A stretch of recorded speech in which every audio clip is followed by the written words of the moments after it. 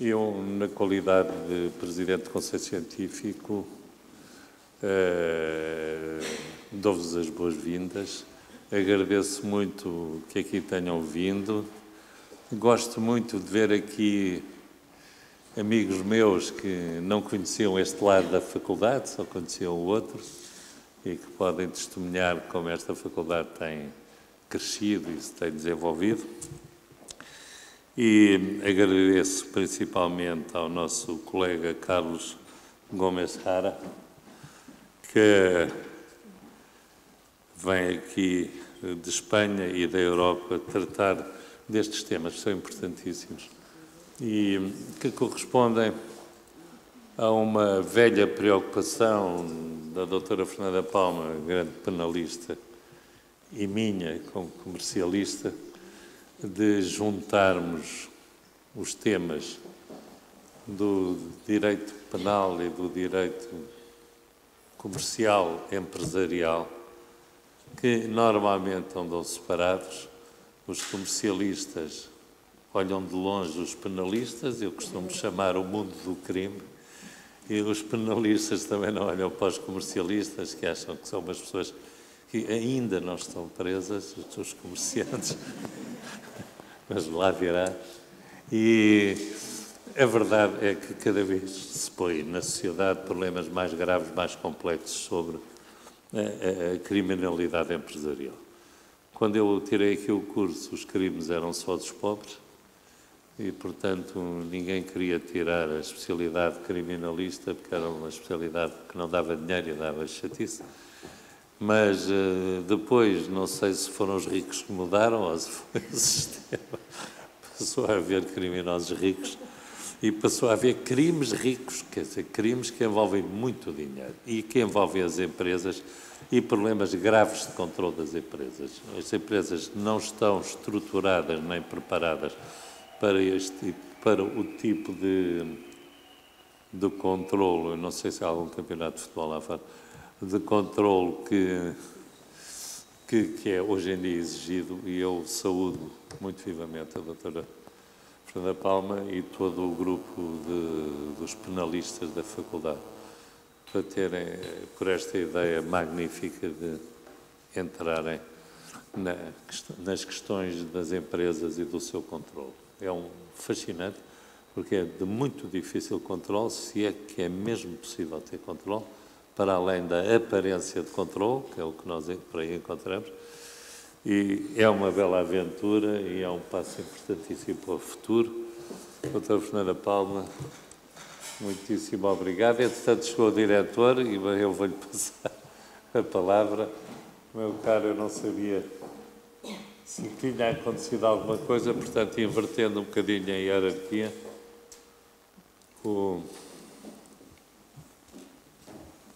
eu passo agora o microfone que eu estava agora a acabar. Muito obrigado. Obrigado. Peço desculpa, tive aqui um outro compromisso. Nós nunca sabemos, às vezes, quando começa, mas não sabemos a que horas termina, normalmente. Mas é com imenso gosto que estou aqui neste início e neste momento que assinalo o começo desta iniciativa, que não se resume ao dia de hoje, longe disso. Quero saudar todos os presentes, em especial o professor convidado, o professor Yara Gomes Dias. Aproveito o professor para lhe oferecer alguns... Dias, Yara Dias, não é? Gomes Yara. Aproveito para deixar algo que mostra a nossa vida aqui na faculdade. Saúdo com muito apreço o nosso presidente do Conselho Científico, o ilustre professor Dr. Pedro Paz Vasconcelos, que foi tomando a palavra, ainda bem, e saúdo de uma forma muito vincada a senhora professora doutora Fernanda Palma, que no fundo é a alma deste evento e desta iniciativa mais prolongada, a par do professor Paulo Sousa Mendes, que aqui está. Estamos na presença de uma iniciativa que deve muito ao Centro de Investigação da área de jurídico-criminais. Quero ainda saudar aqueles que se encontram aqui na primeira linha, em especial a Sra.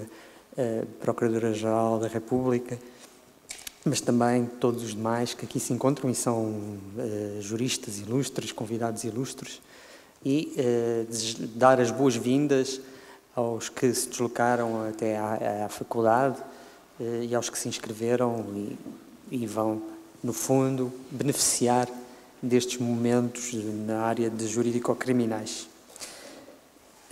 A Faculdade de Direito da Universidade de Lisboa é um espaço aberto, mas um espaço que também se preocupa com a formação e com o nível de conhecimentos jurídicos, estando atenta também a domínios que ultrapassam a área puramente jurídica e em muitos acontecimentos, e designadamente neste, isto se revela e, portanto, cabe-me desejar que corresponda às vossas expectativas esta presença aqui e até estou crente que excederá. Posto isto, Sr. Professor, pode esclarecer-me? Passa, Doutora Fernanda Paula. Então assim farei. Tive que fazer esta pergunta, uma vez que não soube o que se passou entretanto, e agora, à altura de dar a palavra à professora Fernanda Palma e reiterar o meu pedido de desculpas por este atraso que foi inesperado. Obrigado. Muito obrigada. Muito obrigada, Sr. Diretor. Sr. Diretor, Sr. Presidente do Conselho Científico, eu agradeço muito a vossa presença e, desde já, portanto, neste... hoje é um evento, mas que será o evento inaugural de um curso.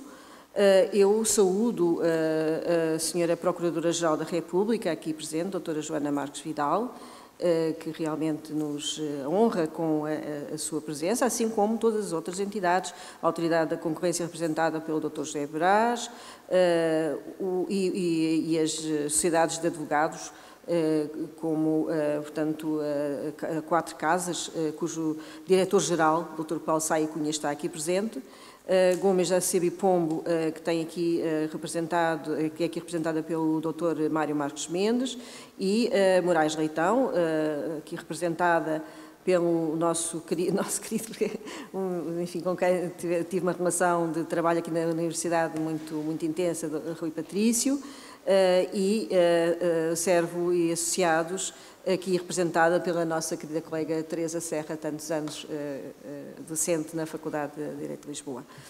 Estas entidades permitiram, estou agora também a referir-me sobretudo às sociedades de advogados e penso que à própria Autoridade da Concorrência, que este curso se realizasse com a devida estruturação e a participação, assim como também, obviamente, à partida, a própria Procuradoria-Geral da República.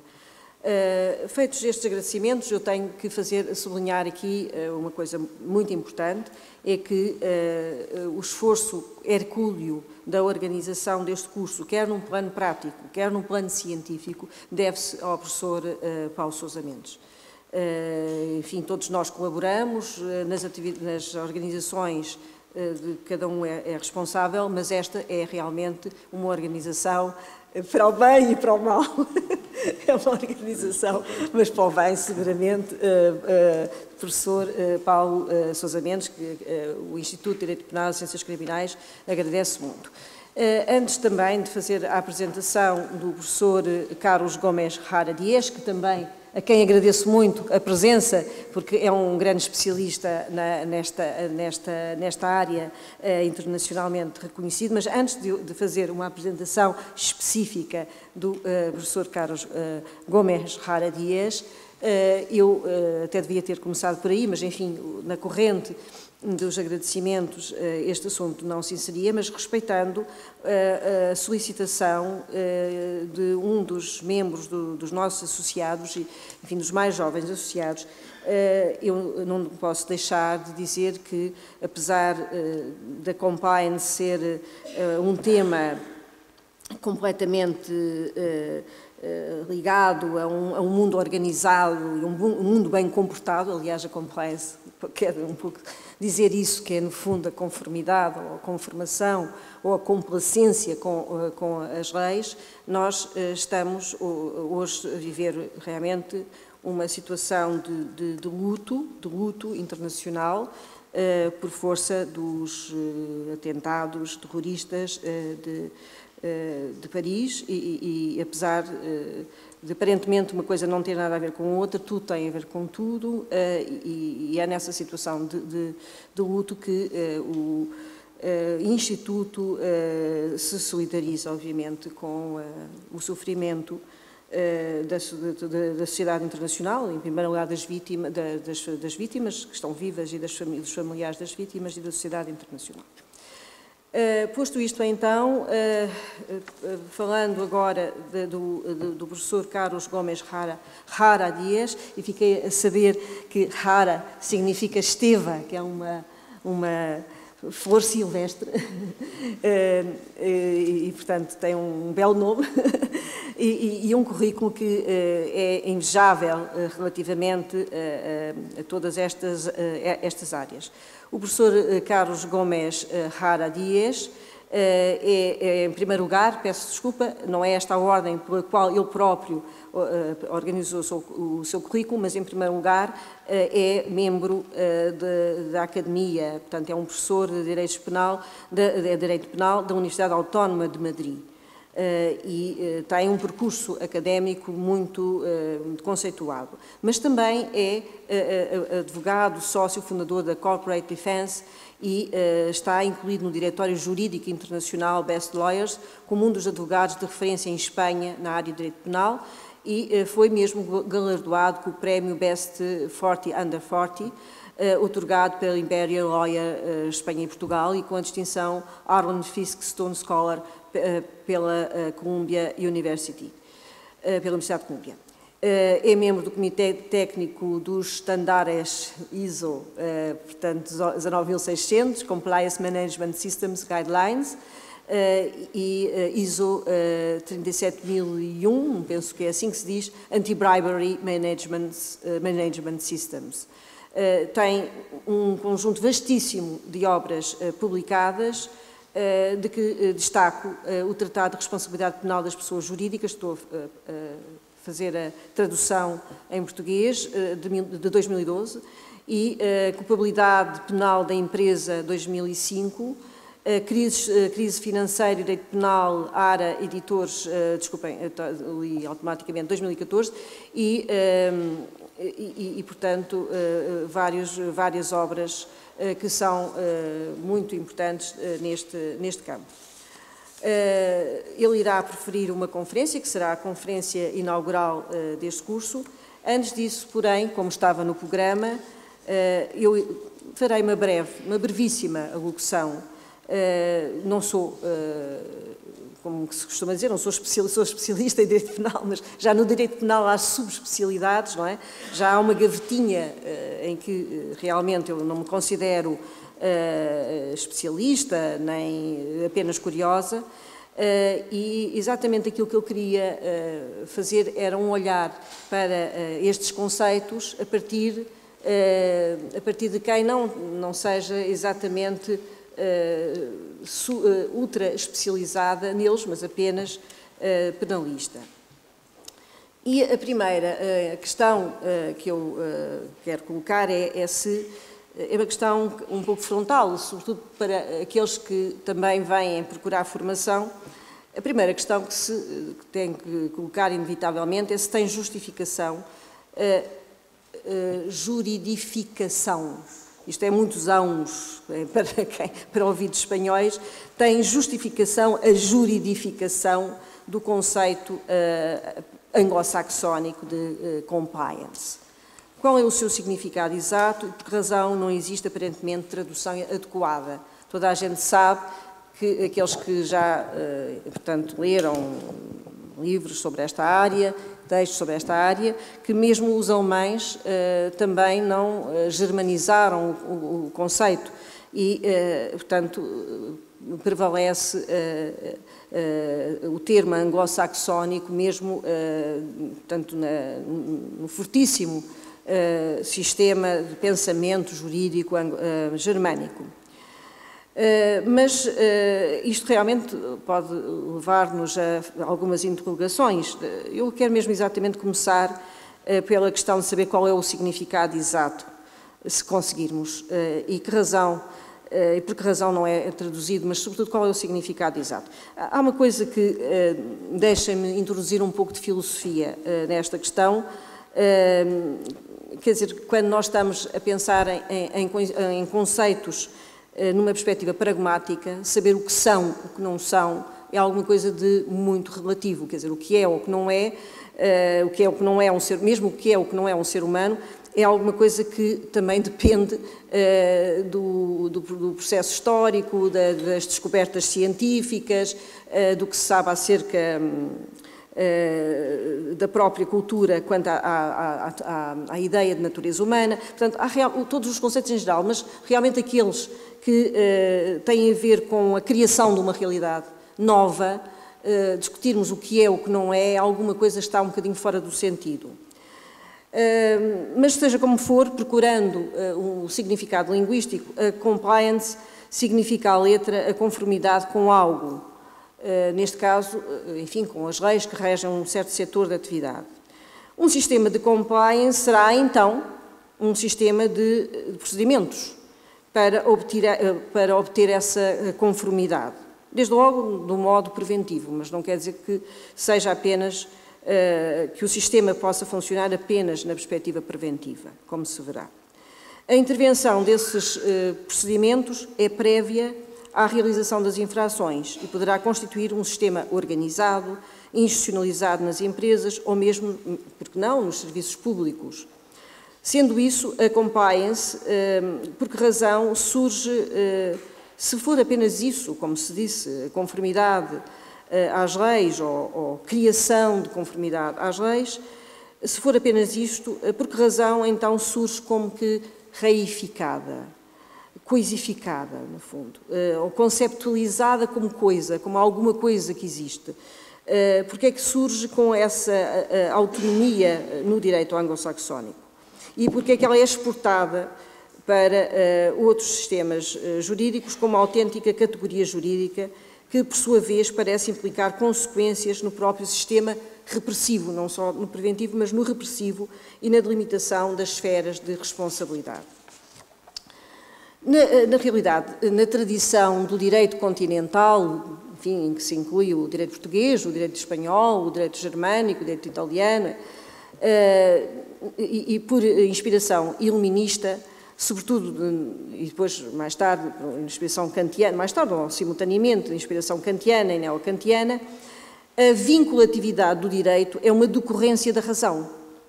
O encontro entre a vontade da lei e a dos destinatários corresponde à natureza do direito, o qual seria, na definição extrema de um neocantiano considerado muito conservador, muito reacionário, até Stammler, o direito seria autovinculativo. Quer dizer, ele já é um pouco em Kant, mas Stammler desenvolve esta ideia de direito como a expressão de total autovinculatividade.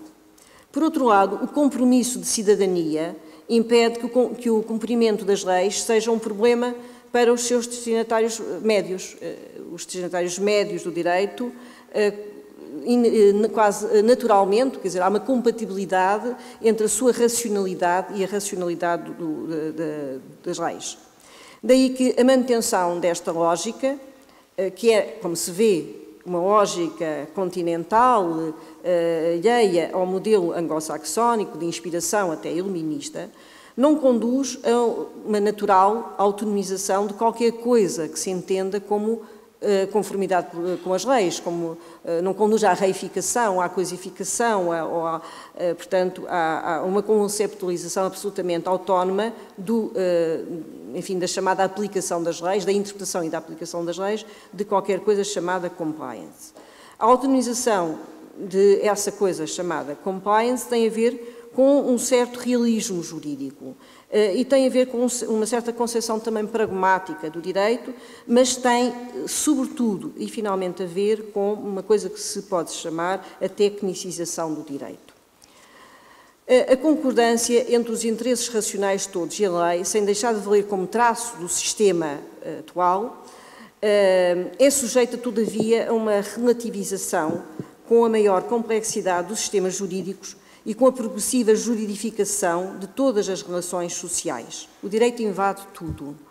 A necessidade de regulamentar atividades intermédias, de antecipar a tutela jurídica relativamente a meros procedimentos com o fim de evitar riscos, e no seio da empresa a criação de uma disciplina específica dirigida a obter bons resultados e evitar riscos, nomeadamente relativos a infrações, mostram bem que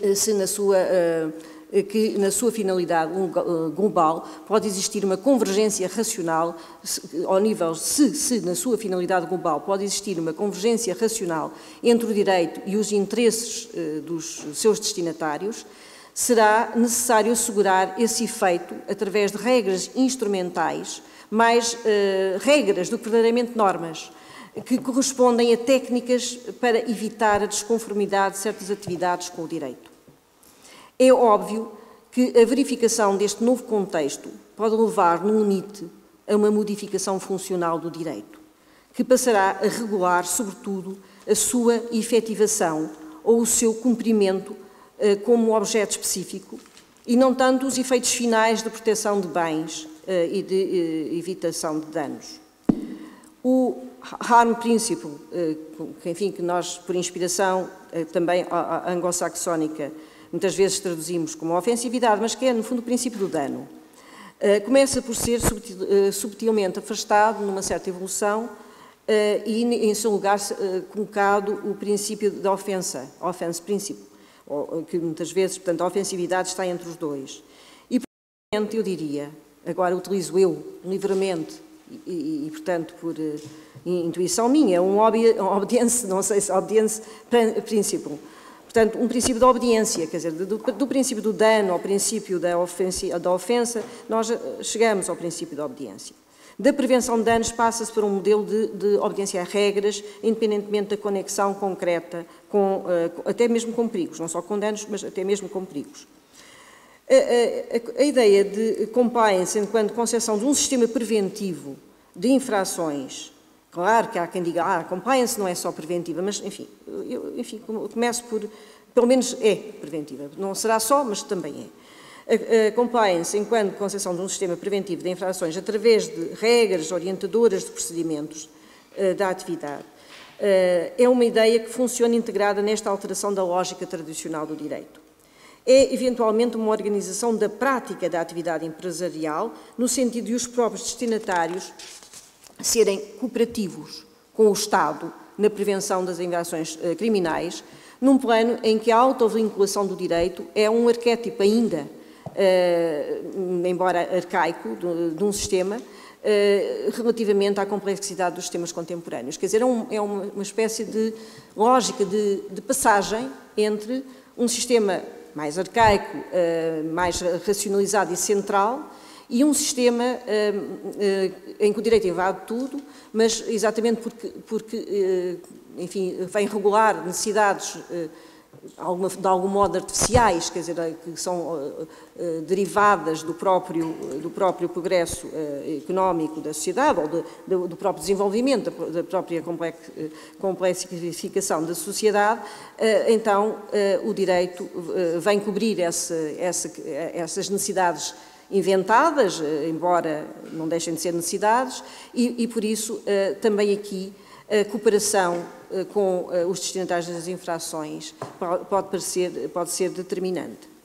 Analisada a ideia de compliance neste vasto contexto, poder-se-ia alargá-la para além do direito económico e do direito da empresa, até se calhar a todo o sistema jurídico. Se realmente na lógica da compliance não há apenas uma coisa inventada para fazer funcionar as empresas e para, enfim, estabelecer uma certa, até em última análise, para além do interesse económico das empresas, uma certa articulação do interesse das empresas com o do Estado, Se quisermos ver nesta lógica algo que pode expandir-se para outros setores, então poderemos, pode parecer pertinente, que mesmo ao nível do chamado direito penal primário, em que na realidade existe uma coincidência ético-racional entre as metas do direito e a compreensão da pessoa média, não deixa de ser interessante reconhecer que na prevenção, por exemplo, da baixa capacidade de autocontrole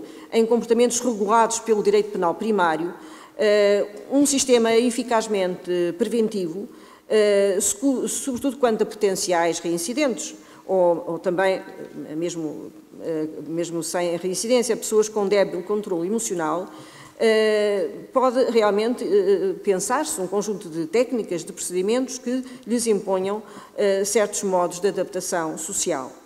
E isto, se quisermos assim pensar, retirando do contexto empresarial e direito penal económico, ou económico, independentemente do direito penal, também dos ramos do direito, em que a figura se situa, há aqui uma lógica que pode invadir outros espaços. Não quer dizer que aprovemos essa lógica, mas o que é certo é que a complexificação crescente dos sistemas sociais e do direito em sociedades complexas leva a esta progressiva regulamentação de todas as áreas próximas das áreas centrais do direito.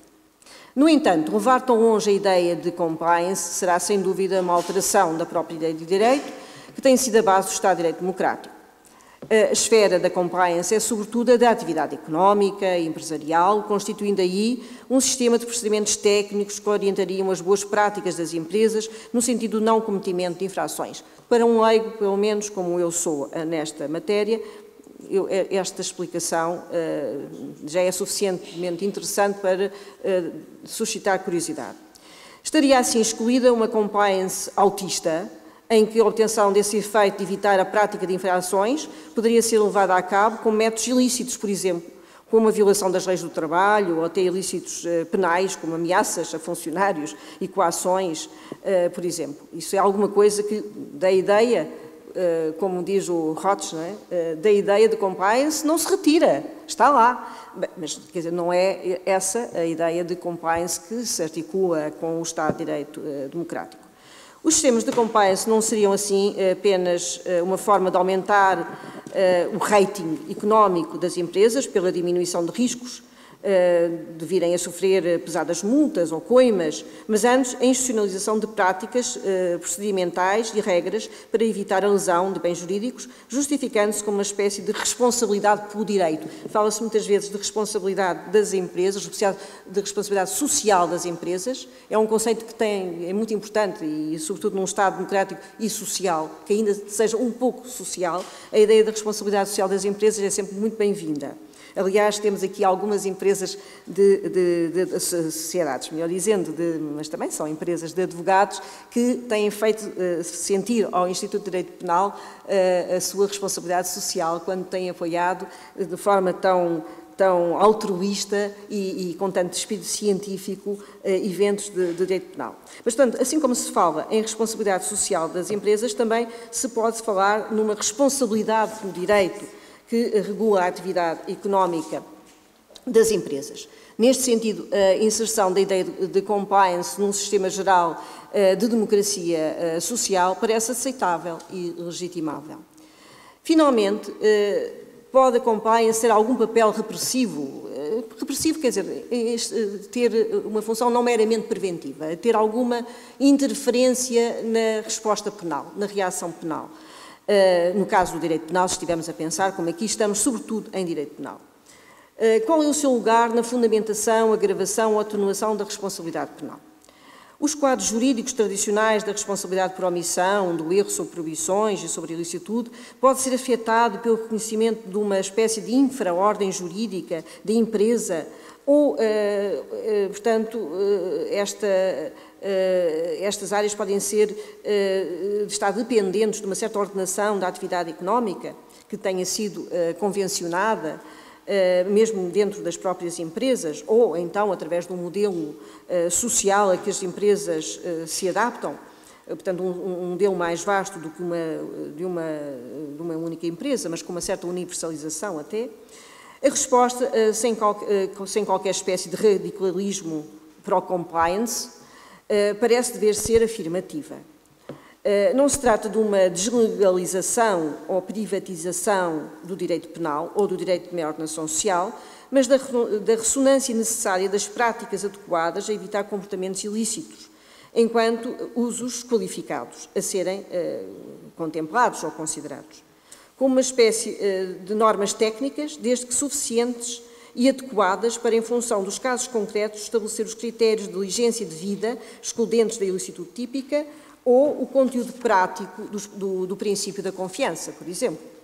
Uma elevação das regras instauradas por sistemas de compliance, verdadeira fonte de direito penal para incriminar ou para excluir a responsabilidade, merece ser analisada com cautela crítica, de modo que não se venha, afinal, a aceitar que as práticas ou os procedimentos técnicos, por muito racionais que sejam, venham a ocupar o lugar do sistema legal, subtraindo a decisão penal ao controle dos princípios e finalidades do sistema geral, em nome de uma natureza das coisas construída artificialmente pelas opções político-económicas dos agentes económicos, mas sempre sendo reconhecidos como meras opções de configuração da economia, entre outras possíveis. Assim, peço desculpa pelo tempo que já tomei, mas termino lembrando, agora, enfim, também permitam a descontração, dois autores de campos muito diferentes. Habermas, que é da filosofia e da teoria da sociedade, que reconhece os fenómenos de juridificação excessiva como uma colonização pela racionalidade sistémica e instrumental do mundo da vida, constituído pela interação comunicativa que torna possível a sociedade. E, portanto, de alguma forma, deixando-nos no horizonte, mesmo em todos os temas que vamos tratar, lugar para uma reflexão também crítica sobre a projeção e a pujança que em algumas sociedades europeias e não só, anglo-saxónicas, portanto, têm assumido a compliance. Para além de Habermas, que aqui é apenas citado como um exemplo de um parâmetro científico ou um parâmetro filosófico a ter em consideração no tratamento destas questões, também Fernando Pessoa, um poeta, o nosso grande poeta Fernando Pessoa, pela voz de Álvaro de Campos, em Lisboa Revisitada, 1923, que nos espanta com este verso que eu considero soberbo, e a partir daqui, da leitura deste verso, não direi absolutamente mais nada. Sou um técnico, mas tenho técnica só dentro da técnica. Muito obrigada.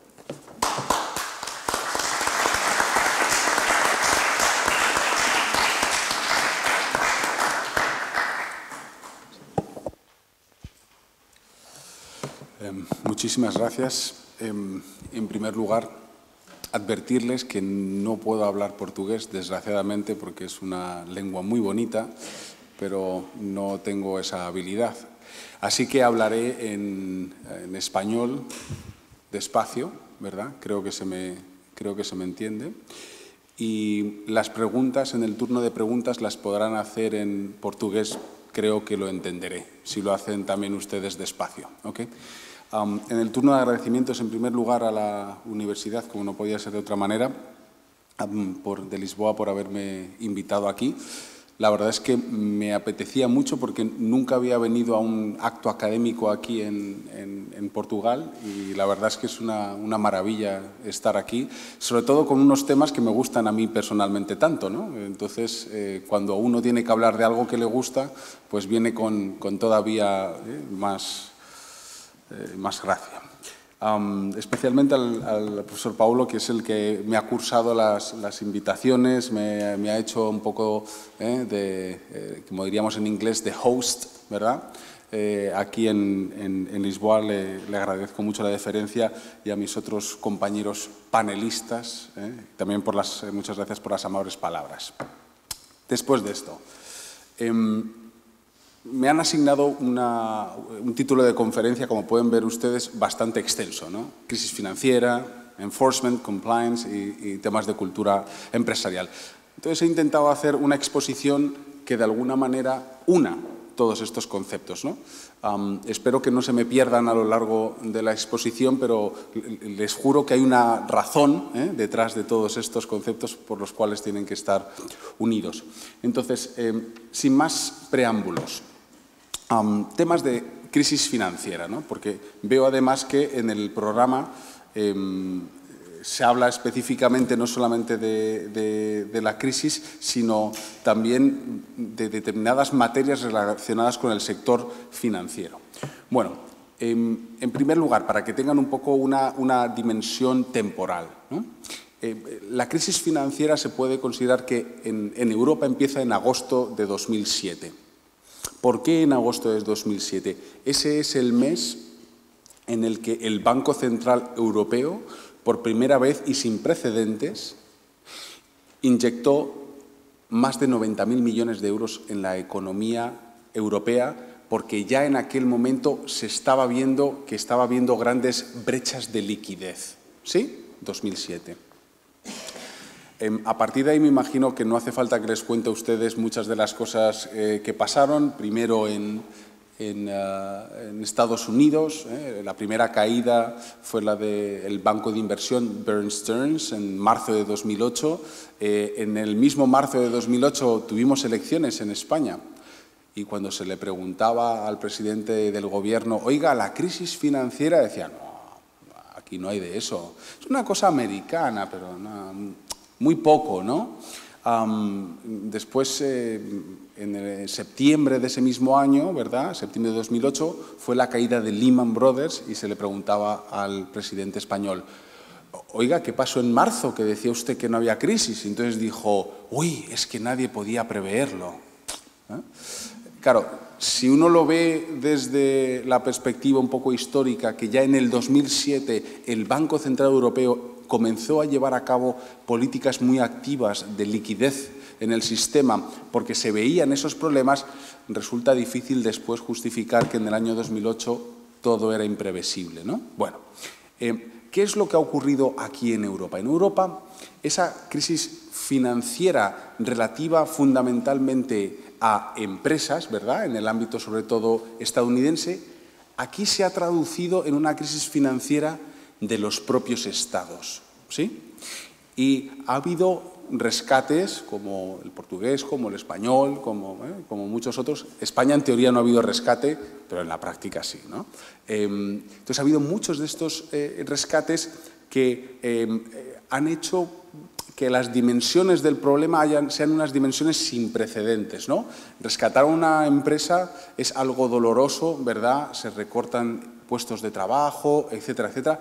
Rescatar un país es mucho más doloroso porque no es que haya unos trabajadores, ¿no?, sino que el conjunto del sistema social, recortes, etcétera, etcétera, se ve en entredicho, ¿no? Entonces, ¿cuál ha sido un poco la reacción frente a esta pequeña línea histórica que les estoy resumiendo en 5 minutos y necesitaría 5 días para contársela? Pues fundamentalmente a nivel de la Unión Europea han comenzado a haber varias directivas e iniciativas de directivas, ¿verdad?, sobre todo en el ámbito de los mercados financieros. Si ven ustedes las comunicaciones de la Comisión Europea desde el año 2011 hasta ahora, ha sido toda una progresión de comunicaciones en relación con penal, proteger los intereses de los taxpayers, de los contribuyentes europeos, creación de nuevas directivas de sanciones penales para manipulación de mercado, propuesta de creación de un ministerio fiscal europeo, nuevas regulaciones sobre mecanismos únicos de supervisión europea. En fin, todo eso tiene un poco su origen en determinadas corrientes de la crisis financiera. A raíz de eso, uno se puede preguntar, bueno, ¿y el derecho penal es legítimo que intervenga en este tipo de cuestiones? Bueno, desde mi posición o desde mi postura, como yo lo veo, sí. ¿Por qué? Porque en el fondo el derecho penal tiene mucho que ver con la identidad de una determinada sociedad, ¿sí? Si ustedes cogen un avión, les tapan los ojos, aterriza el avión, ¿sí?, no saben en qué país del mundo están y le dan el código penal, muy probablemente en media hora saben ustedes en qué país están. Si de repente matar vacas es igual de sancionado que matar seres humanos, saben que están más o menos por la India, ¿verdad? O por ahí. Entonces, hay muchos ejemplos, ¿verdad? Pero el derecho penal es muy característico de una determinada sociedad, está muy vinculada. Y hoy en día, creo que todos los aquí presentes coincidiríamos en que los mercados financieros y la forma en la que se estructura el propio sistema tienen mucho que ver con cómo es la sociedad de hoy en día. No tiene nada que ver con la sociedad de hace 50 años, la verdad. Pero con la de hoy en día sí que tiene muchísimo que ver, ¿verdad? Entonces, en ese planteamiento es donde también se ha podido ver una creciente tendencia hacia la criminalización de la responsabilidad de las personas jurídicas, es decir, hacia introducir cada vez más la responsabilidad penal de las personas jurídicas. ¿Por qué? Porque cada vez las personas jurídicas, nosotros decimos personas jurídicas, aquí creo que dicen personas colectivas, pero en realidad las corporaciones, ¿no?, forman cada vez más parte, ¿verdad?, de la identidad de nuestra sociedad. Entonces, ¿qué tiene que ver esto con el enforcement, ¿no? Es decir, es lógico que el derecho penal introduzca regulaciones para, de alguna manera, abordar el tema de las crisis financieras y todos los efectos colaterales. Es muy interesante porque hay una escuela en Estados Unidos que se dedica a lo que se llama Law and Finance, ¿no? Entonces, uno de sus principios más estudiados, con estadísticas, es el decir, oiga, cuando usted tiene una legislación adecuada, ¿sí?, lo más probable es que usted capte inversores. Por eso, en toda la retórica que ha tenido la Comisión Europea y en realidad las instituciones europeas en estos últimos años, si se fijan ustedes en lo que se llama la exposición, ¿no?, de motivos, el por qué se hace la ley, continuamente hacen referencia que con estas reformas la Unión Europea lo que quiere hacer es reforzar la confianza de los inversores, ¿sí? Es uno de los clásicos que hay. Pues bien, dentro de esta escuela del Law and Finance hay una parte que se encarga específicamente de ¿qué? De la contribución que tiene el enforcement. Ellos lo que dicen es, oiga, no solamente es importante tener una ley adecuada, hace falta una aplicación efectiva de la ley. Y de hecho, los inversores lo que buscan no es tanto la mejor ley, sino el sistema donde hay más seguridad jurídica en la aplicación de la ley, ¿sí? Por eso, generalmente se suele considerar que los sistemas anglosajones atraen mucho más inversores. ¿Por qué? Porque es mucho más, según ellos, hay mucha más seguridad jurídica en términos de enforcement, ¿sí? Les pongo un ejemplo. ¿Por qué creen que el 90% de la litigación mundial sobre lo que se llaman foreign cup securities, es decir, títulos valores, no sé si se dirían aquí, ¿sí?, títulos valores, no emitidos en el propio país, sino emitidos fuera, en el extranjero? ¿Por qué todos van a litigar a Estados Unidos? Dirían, oiga, pues vamos a litigar también a otros países, ¿no? Y es que tiene un polo de atracción. ¿Por qué? Porque tienen un sistema muy desarrollado sobre qué acciones sí que son litigables, cuáles no, cuáles son los requisitos de la litigación y se cumplen. Entonces, en el año 2010 hubo un caso muy famoso, Morrison contra el Banco de Australia, donde el Tribunal Supremo incluso empezó a poner un poco coto, es decir, una limitación, porque es que iba todo el mundo a litigar a Estados Unidos y decían, oiga, sí, nosotros queremos mucho a la gente, ¿verdad?, pero es que los tribunales se nos están inundando con demandas de securities, de títulos valores emitidos en otros países por otras empresas y que no afectan a ni un solo americano, pero se vienen todos a litigar aquí, ¿no? Bueno. Entonces, eso se lo pongo un poco como ejemplo de la importancia que tiene el enforcement para atraer, ¿verdad?, a inversores. Aquí vamos allá a centrarnos en lo que es el tema. Perdonen si me paso de la hora, voy a intentar mantener los minutos. Vamos a entrar ya en uno de los temas más importantes, ¿no?, relacionado con esto, que es el tema de la legislación respecto a la responsabilidad penal de las personas jurídicas. Entonces, aplicando todo esto que venimos diciendo al ámbito de la responsabilidad penal de las personas jurídicas, ¿qué es lo importante? Oiga, normas claras respecto de cuándo hay y cuándo no hay responsabilidad penal de las personas jurídicas. Y segundo, una aplicación efectiva por parte de los mecanismos del law enforcement, ¿no? Law enforcement suele ser public enforcement, es decir, suelen ser fiscales, suelen ser autoridades reguladoras, etcétera, etcétera, etcétera. Bueno, eso es lo que en principio debe constituir una base para que las personas jurídicas, ¿verdad?, las empresas digan, oiga, yo si invierto en Portugal, si llevo a cabo actividades negociales en Portugal, sé las reglas del juego, ¿sí? Sé que si tengo, por ejemplo, un compliance, no va a haber responsabilidad penal de la persona jurídica, pero, oiga, que me digan efectivamente los requisitos, qué es lo que tengo que hacer para yo tratar de hacerlo. O si, por ejemplo, colaboro adecuadamente con la Administración de Justicia, voy a tener una responsabilidad atenuada o no. El caso es que tenga las reglas claras, porque entonces así voy a saber qué es lo que pasa. Y después que hay una efectiva, porque lo peor que existe son normas que no se aplican, ¿sí? Porque generan la inseguridad de si se van a aplicar o no, y con el paso del tiempo, cuando no se aplican, ¿a qué conlleva eso? Conlleva a que haya una sensación de lo que se llama de impunidad, es decir, de que no todo el mundo está sometido al derecho. Bueno, bien, aplicado esto al Código Penal, que discúlpenme las barbaridades que yo voy a decir sobre el Código Penal portugués, porque no es mi Código Penal, pero me excusarán por eso de que soy extranjero. En cualquier caso, hay trabajos aquí de personas en Portugal muchísimo más brillantes que lo que yo les voy a exponer ahora, ¿no? Bien, yo donde he visto, yo soy un extranjero, como decimos en inglés, outsider looking in, perdona que utilice tanto en inglés, pero es que yo nací en Estados Unidos y me he criado la mitad de mi vida allí, y entonces en cuanto veo términos como enforcement compliance, se me va el inglés por ahí, ¿no? Entonces, yo soy un externo, ¿verdad?, mirando el Código Penal portugués. ¿Y qué es lo que veo que es interesante? ¿Dónde se engarza un poco con la tradición que yo constato a nivel global?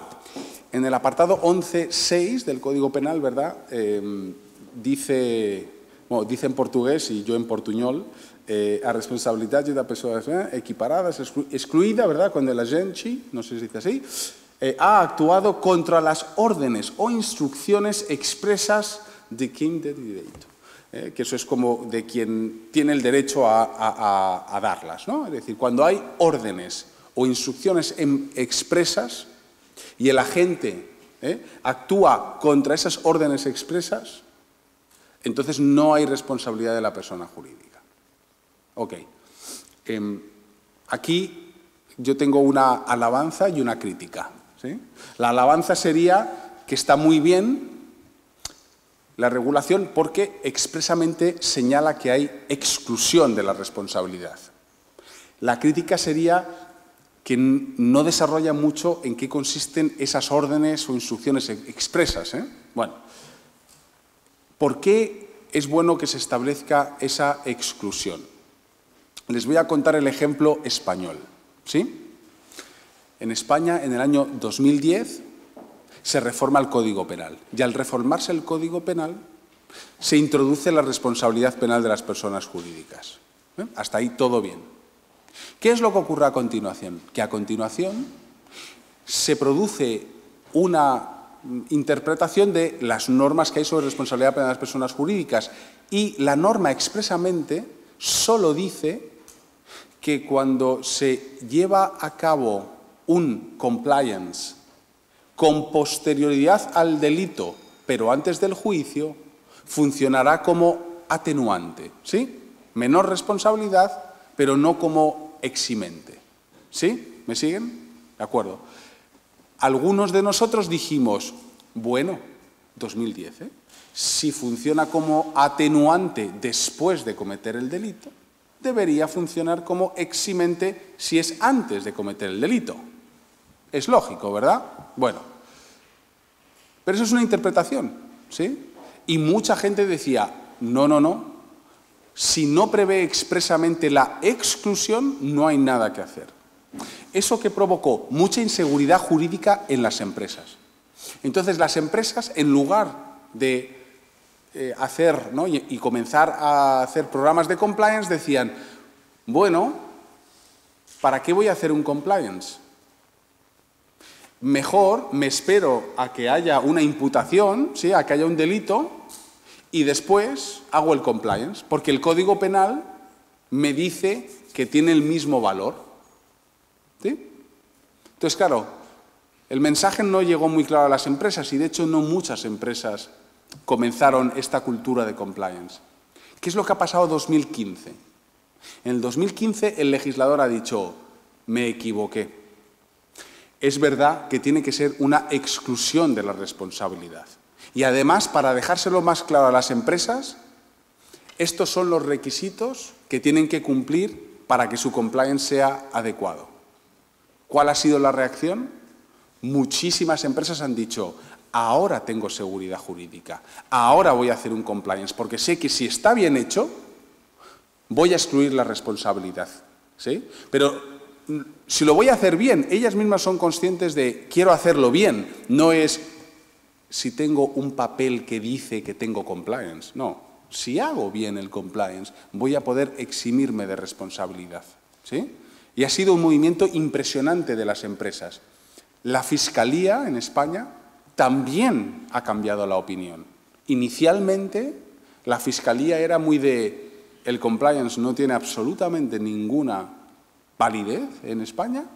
Ahora tiene mucha validez en España y nos vamos a fijar mucho en ello. ¿Por qué? Porque de esa manera se incentiva a la empresa a comenzar a tomarse en serio los temas de compliance. ¿De acuerdo? Entonces, mi alabanza es que aquí ya desde el principio aparece que es una exclusión y esto tendría que ser un incentivo a las empresas para que adoptaran programas de compliance. ¿Sí? La crítica, que es que no está muy claro. Yo leo instrucciones o órdenes expresas. Aquí va a haber seguro, creo, una interpretación por parte de los jueces respecto de qué significa instrucciones y órdenes, también por parte de la academia, por supuesto, ¿verdad? Pero en lo que le interesa más a las empresas, por parte de los jueces y por parte de los fiscales, ¿sí? Porque el fiscal acusará o no, ¿verdad?, dependiendo de si considera que hay órdenes o instrucciones, ¿correcto? Con lo cual, la primera interpretación va a ser de los fiscales, la segunda de los jueces y ya, en último lugar, los académicos hablaremos de esto, ¿sí? Entonces, mi interpretación, según lo veo yo, ¿de acuerdo?, desde fuera, ¿ok? ¿Cuál es la base de la instrucción u orden? ¿Sí? ¿Recuerdan? 11.6 dice instrucciones u órdenes. Bien. ¿Qué se pueden considerar instrucciones u órdenes en el ámbito del compliance? Desde mi punto de vista, lo más similar a una instrucción u orden es lo que se llama el código de conducta de una empresa. Si ustedes ven un código de conducta, eso es lo primero, ¿no? Código de conducta de una empresa, ¿qué es lo que dice? El empleado no llevará a cabo actividades ilícitas de pago de sobornos, no llevará a cabo actividades de fraude. Es todo, ¿verdad?, una instrucción empresa a empleados y directivos, ¿sí? El código de conducta lo coge uno, ¿verdad?, y dirá, no se puede hacer esto, no se puede hacer lo otro. Es lo más similar a una instrucción u orden, ¿de acuerdo? Lo más similar. Ahora, es muy interesante porque dice, el 11.6, si recuerdan, dice órdenes o instrucciones expresas de quien tiene el poder en derecho, ¿no?, para darlas, ¿no? ¿Quién es el que tiene el poder en derecho para aprobar el código de conducta. Ya veremos, ¿no? Pero según los estándares internacionales es muy importante que el órgano de gobierno, el Consejo de Administración, aquí, me imagino que se llama igual que en España, ¿no? El Consejo de Administración sea el que aprueba específicamente y se somete él mismo, muy importante también, a el código de conducta, ¿sí? El código de conducta, para que ustedes se hagan un poco una idea, es como una especie de mini código penal de la empresa, ¿sí? Es decir, uno ve el código penal de la empresa y dice, uy, no matarás, tal, bueno, pues no cometerás delitos contra la concurrencia, no harás esto, no harás lo otro, y generalmente en el código de conducta se dice, y serás sancionado por la empresa como lo hagas, ¿sí? Como en el código penal se dicen normas de conductas, normas de sanción, ¿sí? Bueno, entonces, yo creo que esto compagina bien lo que dice el ordenamiento portugués, compagina bien con los estándares internacionales. Tiene que aprobarlo el órgano de administración. Esto en inglés se dice el tone at the top, es decir, que el tono generalizado de cómo tiene que ser la conducta de la compañía tiene que venir de la cúspide de la compañía. ¿De acuerdo? Bien, segundo, decía el 11.6, dicen órdenes o instrucciones expresas. ¿De acuerdo? Entonces, si se fijan, aquí es importante, desde mi punto de vista, que en los códigos de conductas de las empresas no solamente aparezcan los valores, etcétera, etcétera, ¿no? Eso sí, ven ustedes un código de conducta, muchas veces dicen, esta empresa tiene como valor la sostenibilidad del medio ambiente, cuidar a los pajaritos y portarse bien con los niños, ¿sí? Eso lo vienen muchas empresas. Bien, aparte de eso, tiene que haber normas, instrucciones expresas respecto de conductas delictivas. Solo así, entiendo yo, se puede ver cumplido el requisito del Código Penal portugués.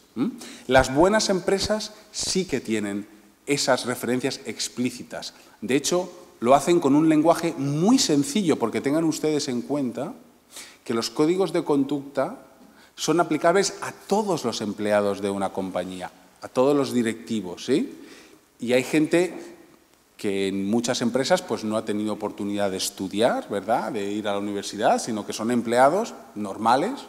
Entonces, el lenguaje que se usa tiene que ser un lenguaje muy claro, ¿sí? No pueden ustedes decirles en un código de conducta, está prohibido infringir el artículo 25.4 del reglamento tercero de la ley primera de...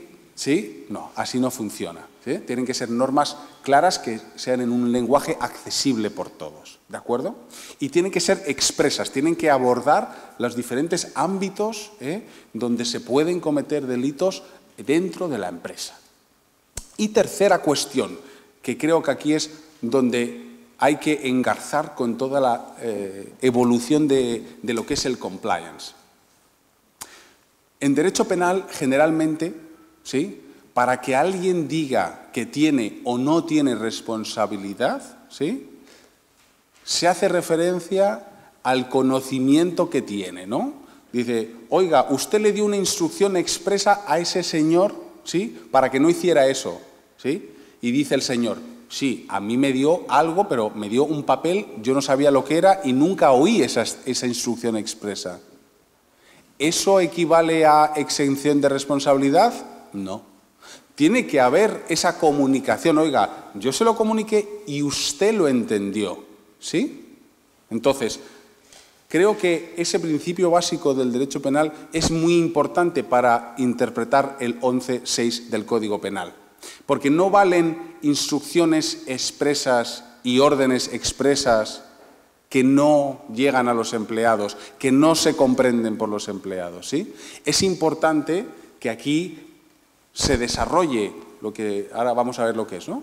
Un sistema de gestión de compliance que precisamente lo que hace es asegurarse de que ese código de conducta dentro de la empresa es conocido por todos, es respetado por todos, que a quien no lo cumple se le sanciona, que quien ve que hay alguna conducta sospechosa lo reporta, que la empresa cuando ve que alguien está infringiendo el código, hace una investigación, que en su caso se reporta a las autoridades, que se mantiene una documentación muy informada de todo lo que va pasando en el sistema. Es decir, un sistema de gestión, ¿sí? Solo así, desde mi punto de vista, alguien puede decir que esas instrucciones que se están ofreciendo en la empresa son conocidas por empleados y directivos y, en consecuencia, que la persona jurídica está exenta de responsabilidad, ¿sí? Si no entienden algo, levantan la mano y continúo. De todas maneras, me interesan mucho sus preguntas después, Ok, ¿qué es esto de los sistemas de gestión de compliance? Y, por cierto, si me paso de la hora me lo dicen, que si no... Pero creo que voy bien, ¿no? Por ahora. Vamos bien. Ok, ¿qué es esto del compliance? Ahora está muy de moda lo del compliance y demás, ¿no? Bueno, para que ustedes se hagan un poco a la idea. El origen de la influencia del compliance en el derecho penal se sitúa, o yo por lo menos lo sitúo principalmente, en el año 1991. Ese año es el año en el que en Estados Unidos se dictan unas directrices por parte de los jueces, ¿sí?, para imponer penas a corporaciones, a organizaciones, a personas jurídicas. Año 91. Entonces, ahí es cuando se empieza a decir, oiga, para ponerle una pena a la persona jurídica, usted tiene que ver primero qué tipo de compliance tiene, ¿sí? Entonces, ahí es la primera reacción, ¿no? En aquella época, en Alemania, por ejemplo, ni lo olían. O sea, esto era una cosa así lejana, del más allá. No había discusión en Alemania sobre estas cuestiones. La discusión en Alemania, ¿cuándo llega? La discusión en Alemania llega en el año 2006, fundamentalmente, ¿sí? De hecho, el primer manual de compliance serio en Alemania se publica en el año 2007, ¿sí? En el año 2006 ocurre algo muy importante, que es el caso Siemens, que no sé si alguien de aquí lo conoce, pero una empresa alemana comenzó a ser investigada por las autoridades americanas, por el Department of Justice y por la Fiscalía de Baviera, ¿verdad?, por prácticas corruptas de pagar dinero a funcionarios extranjeros, ¿sí?, en el año 2006.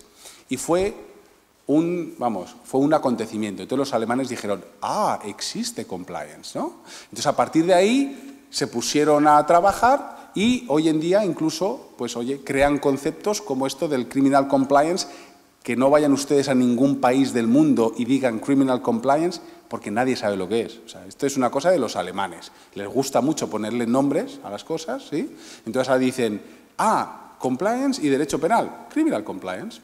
Marketing muy bueno, ¿sí?, pero no intenten ustedes esto en casa. Es decir, no vayan ustedes a Singapur o a Estados Unidos o a Brasil y digan criminal compliance porque nadie sabe de lo que están hablando, ¿no? De lo que tradicionalmente siempre se ha hablado, ¿verdad?, es de compliance en general, que abarca muchas cosas, incluida la penal, ¿no? Pero entonces, por situarles, en un principio, en el año 91, se hablaba de estos, sobre todo se llamaban compliance programs, ¿no?, programas de cumplimiento en las sentencing guidelines de Estados Unidos, ¿sí? Y tenían una visión un poquito, vamos a poner, estática, ¿no? Era una visión de programas, como que estuviera algo programado, ¿no? Esto en el ámbito internacional y en Estados Unidos también ha ido evolucionando, ¿sí? Y ahora realmente lo que nos interesa a nosotros, cuando digo a nosotros es porque, como han explicado antes, yo soy miembro de un comité que es la ISO, no sé si la conocen ustedes, que es la Organización para Estándares Internacionales, que estandarizamos cosas. Bueno, entonces yo soy el representante de España en la ISO en temas de compliance, ¿no? Entonces, ¿cuál es nuestra preocupación al hacer el primer estándar de compliance, que es la ISO 19600, que se aprobó el año pasado, ¿no? Lo que nos interesaba era un sistema realmente que pudiera gestionar el compliance, que el compliance no fuera un papelito, sino fuera un sistema dentro de toda la persona jurídica que asegurara que todos esos papelitos realmente se cumplían y que había, en definitiva, y esta es la palabra clave que ya veremos después, que había una cultura determinada en la organización. Porque eso es lo que tiene que reprochar o no reprochar el derecho penal. La cultura que tiene la organización, ¿sí? No las decisiones individuales de personas físicas. O Eso no es lo que tiene que reprochar el derecho penal a la empresa. A la empresa hay que reprocharle lo propio de la empresa. ¿Y qué es lo propio de la empresa? Su cultura, ¿sí? La cultura no depende de una persona dentro de la compañía, ¿verdad? Depende de cómo se gestiona la empresa a lo largo del tiempo, ¿de acuerdo? En fin, desde mi punto de vista he puesto aquí 5 cuestiones que creo que son importantes para la interpretación del 11.6 portugués, y que son parte de lo que tiene un sistema de gestión de compliance, ¿no? Primero, la evaluación del riesgo, es decir, para hacer un código de conducta, lo primero que tiene que hacer una compañía es evaluar los riesgos que tiene, ¿sí? Si no, el código pues, puede ser de cualquier cosa, ¿no? Tiene que hacer, oiga, nosotros como compañía operamos en este y en este sector y estos son los riesgos, tengo una evaluación de esos riesgos.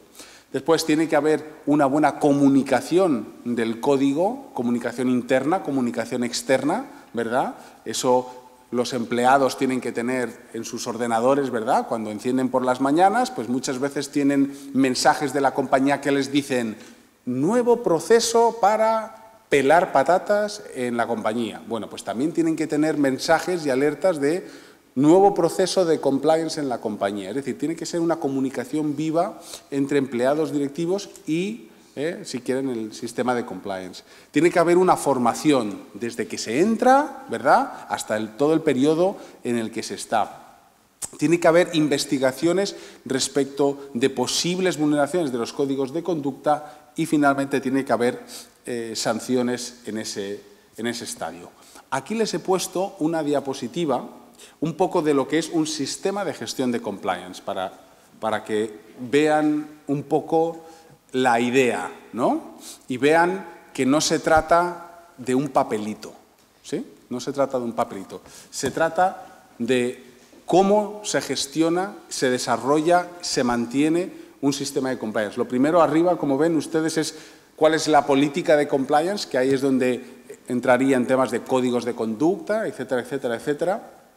Para ello, como ven, la identificación de las obligaciones, la evaluación de los riesgos, se desarrolla con planificación, lo primero de los riesgos que se quieren abordar, después la operacional es qué recursos voy a poder tener para ello, a los empleados se les evalúa en función de cómo van comportándose en el ámbito del compliance, se gestionan los incumplimientos que se detectan y si ven ustedes en el centro, es muy importante, ¿verdad?, el compromiso de la dirección, ¿sí?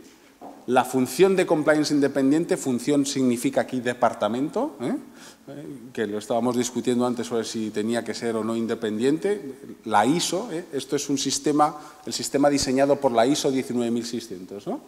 Las responsabilidades que hay en todos niveles y todas las funciones de apoyo que tienen que tener, ¿no? Entonces, un poco para que tengan ustedes una foto, me llevaría pues una semana explicarles un poco cada uno de los apartados, pero quería que tuvieran ustedes un poco en la mente una visión. Esto es compliance, ¿sí? Si alguien les dice que un papelito es compliance, no, ¿sí? No es el cumplimiento de una norma de hacer un checkbox, ¿sí? Esto es un sistema de gestión de compliance, ¿sí? Y esto es una cosa viva, continua, ¿sí? Esto no es una cosa que se hace un día, se guarda en un cajón y se dice, tengo un compliance estupendo y maravilloso. No, no, esto es una cosa viva, continua. Vale. Bien, y ya con esto estoy terminando, ¿verdad?, el último de los 4 apartados, ¿se acuerdan? Crisis financiera, enforcement, compliance y ahora cultura empresarial. ¿Por qué es importante la cultura empresarial en lo que tiene que ver con el compliance? Bueno, aquí les pongo, y esto es una perspectiva muy de el estándar internacional de la cultura del compliance. ¿Por qué? El fundamento, por eso les digo que no tiene que ver con un papelito el compliance. El fundamento de un sistema de gestión de compliance, como dice expresamente la ISO, ¿verdad?, es el desarrollo de una cultura de compliance. Entonces, les voy a dar unas pinceladas de cuestiones importantes que se abordan en este documento respecto de la cultura, ¿no? Se dice, oiga, las organizaciones cuya meta es tener éxito a largo plazo necesitan mantener una cultura de la integridad y del cumplimiento de compliance, ¿verdad? El compliance, esto es lo más importante, si quieren esta es la frase más importante que hay, se sostiene a través de su integración en la cultura de la organización. Es decir, toda organización, toda persona colectiva tiene una determinada cultura, se los aseguro. Y si ustedes han trabajado alguna vez en una empresa o en una administración pública, ustedes el día que entran allí perciben el tipo de cultura que es.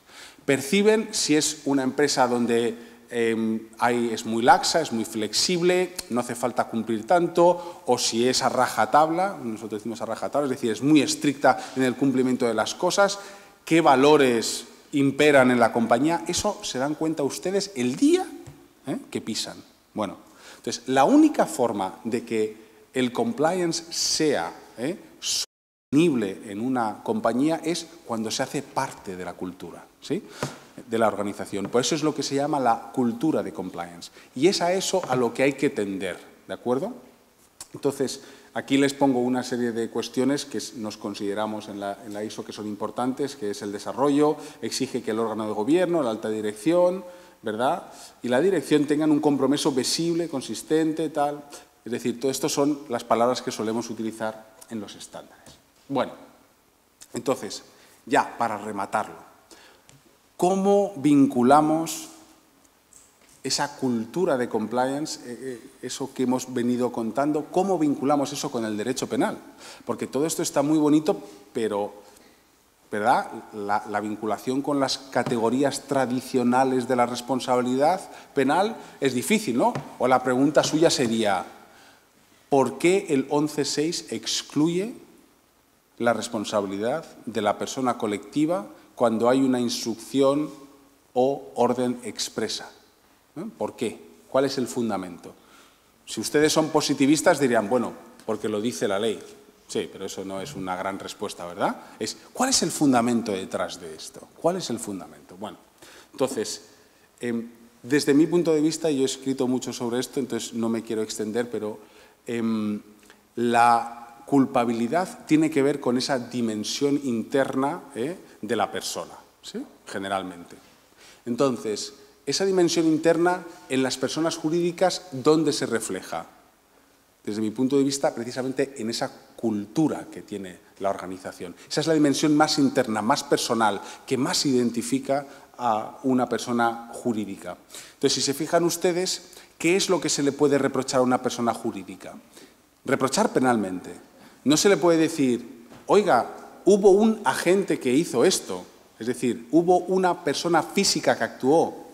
¿Por qué se le va a reprochar eso a la persona jurídica? Eso se le reprocha a la persona física. De hecho, el propio Código Penal portugués dice, oiga, aunque se sancione a las personas colectivas, eso no excluye que se sancione a las personas físicas, ¿sí? Una cosa no quita la otra, ¿sí? Con lo cual, eso tampoco es lo que hay que reprocharle. ¿Qué es lo que se le puede reprochar? Que sea propio de la persona jurídica. Su cultura. Es decir, a la persona jurídica le pueden decir, oiga, usted no tenía una cultura de compliance, no tenía una cultura de cumplimiento. Traducido al Código Penal, no tenían esas órdenes e instrucciones expresas conocidas en toda la organización en contra de la comisión de delitos. Y por eso le reprocho a usted y por eso le impongo una pena. ¿Sí? Ese es el fundamento de la última, si quieren, de la culpabilidad de la persona jurídica. De hecho, esto, y ya es la última frase de la conferencia, esto en el fondo lo que viene a hacer es convertir, ¿sí?, con la legislación de responsabilidad penal de las personas jurídicas, lo que se hace es convertir a las empresas en garantes, no sé si se dice aquí, pero vamos, en responsables del cumplimiento de la ley, ¿sí? Es decir, hay un movimiento desde hace muchísimos años hacia la autorregulación, que me imagino que muchos de ustedes han escuchado, ¿verdad? Entonces, lo que se viene a hacer con la responsabilidad penal de las personas jurídicas es, sí, yo te doy a ti un derecho a la autorregulación, tú te puedes autorregular, pero tienes también una responsabilidad por las consecuencias de cómo te regulas, ¿sí? Entonces, lo mínimo que le exige el Estado a las empresas es que autorregúlate como tú quieras, pero que la cultura de compliance sea una parte fundamental de la cultura de tu organización, ¿sí? Si no, vas a ver cuáles son las consecuencias jurídico-penales de tus actuaciones. ¿Sí? Entonces, es un diálogo normal entre Estado y empresas. ¿Sí? Te doy libertad, cada vez, si se fijan ustedes, las personas jurídicas tienen reconocidos más derechos fundamentales, cada vez las personas jurídicas tienen más importancia en nuestra sociedad, cada vez las personas jurídicas gozan de, si quieren, más privilegios, muchos dirían, ¿verdad? Entonces, oiga, a cambio de eso, ¿qué es lo que yo le exijo a usted? Yo le exijo que usted tenga una cultura adecuada, ¿sí? Porque el cumplimiento dentro de las organizaciones exige que la propia persona jurídica tenga una clara cultura de que hay que cumplir con la ley. ¿De acuerdo? Y con esto les agradezco muchísimo la atención. Les pido disculpas de nuevo porque he tenido que hablar en español y espero que me hagan muchas preguntas. Muchas gracias.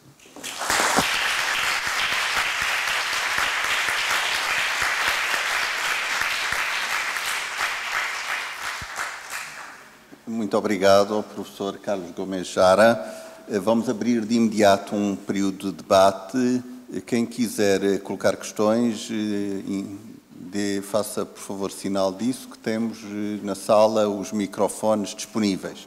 Poderão fazer, como disse o professor Carlos Gomes Jara Dias, as perguntas diretamente em português, em espanhol ou em inglês.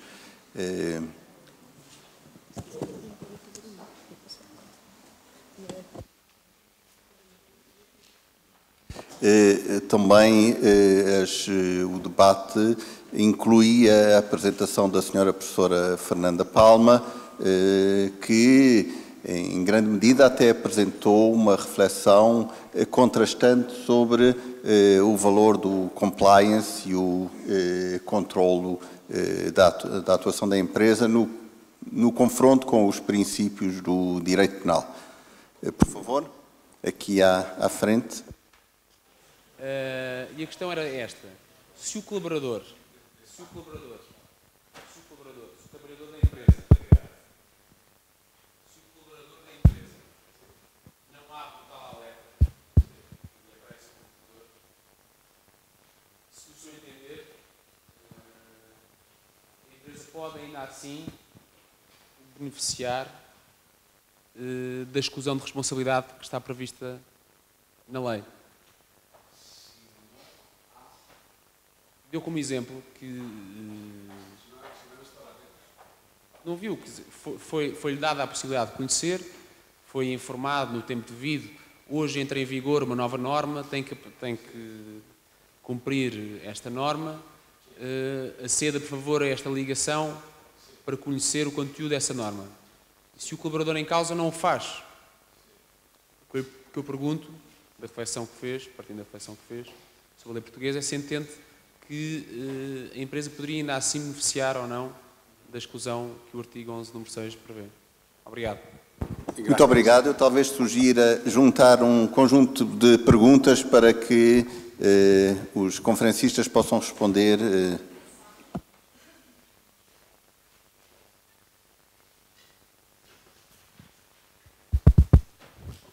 ¿Tú? Da funcionar. Bueno, buenas noches. Yo le pregunto en castellano porque he sido alumno en Madrid, en el máster y he dado una sola ponencia en el máster y ahora sí, bueno. Y bueno, quería saludarle y felicitarle por la ponencia de hoy, que ha sido muy buena.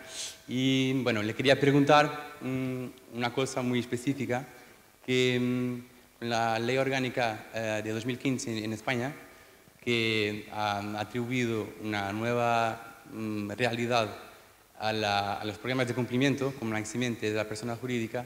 Yo le pregunto, porque también en el 31 bis, en el nuevo artículo 31 bis, cuando copiaron el español, se habla de un órgano que debería implementar los programas, y le preguntaría cuál sería la responsabilidad del órgano, si es un órgano singular, por ejemplo, o como en España se habla del compliance officer.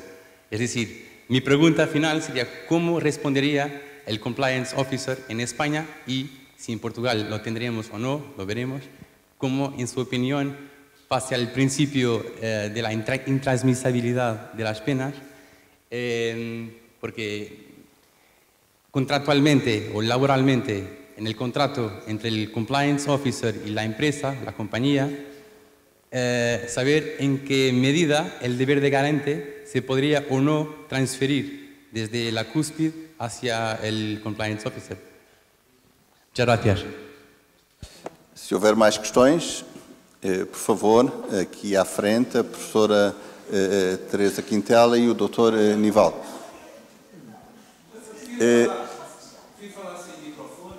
Perfeito. Cumprimentar o professor, o doutor diretor, professores e doutores do curso de Ciência de Criminais, e ao professor, especificamente aqui eu pergunto, como seria possível compaginar, compatibilizar a aplicabilidade dessa cultura do compliance em empresas de menor porte e, no mesmo sentido, como seria possível compaginá-las e compatibilizá-las diante do confronto com princípios tradicionais do direito penal garantístico, aqui bem explanado e lembrado pela professora doutora Maria Fernanda Palma. A professora Teresa Quintela de Brito. Muito obrigada, uma boa noite. Eu tenho algumas questões, como seria inevitável, para colocar ao Sr. Professor. A primeira pergunta, o Sr. Professor frisa muito, dá muita importância à ideia da cultura empresarial e reforça a ideia de que a pessoa jurídica deve responder pela sua cultura empresarial e não relevam tanto os factos das pessoas singulares. E eu pergunto ao Sr. Professor se concebe um sistema de responsabilidade penal das pessoas coletivas que prescinda totalmente da imputação do facto a pessoas, portanto, ou seja, se é possível construir um facto da pessoa coletiva sem considerar factos de pessoas singulares. Essa é uma questão, porque aqui cruza-se a exigência de uma certa materialidade do facto punível, uma certa ideia de ofensividade do facto para o bem jurídico. Essa é uma questão. A outra questão é como é que o Sr. Professor distingue, se é que distingue, a cultura empresarial da velha culpa pela organização da pessoa coletiva. Como é que o Sr. Professor faz essa distinção, se é que a faz? E depois, uma outra precisão... Peço à senhora professora Teresa Quintela de Brito que se atenha, em termos de compliance, a um número razoável de questões. Eu não vou colocar... A última, mas tem que ser a última. A última é só uma... O senhor professor disse que gostava que o interpelassem sobre o artigo 11 do Código Penal Português.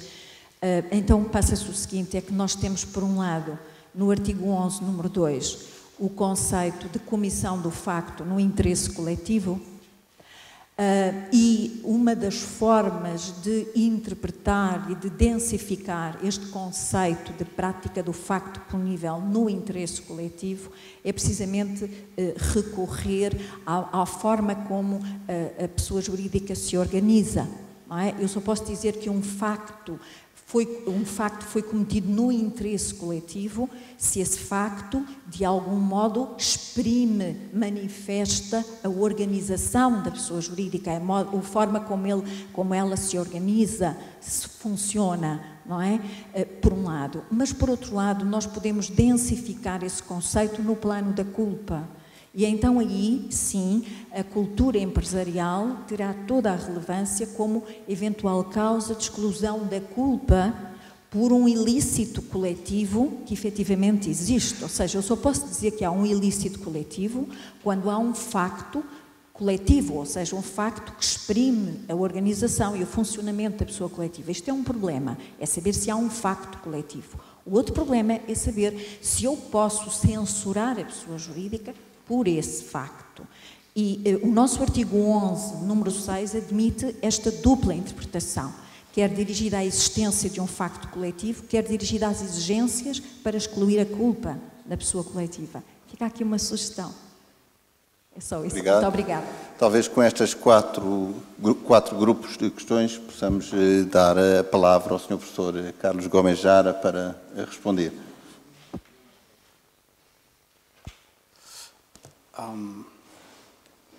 Vale, comenzando por la pregunta que no sé si he entendido bien. O sea, el ejemplo es, el sistema de compliance funciona adecuadamente, el sistema de gestión de compliance, ¿no? Hay formación, ¿sí?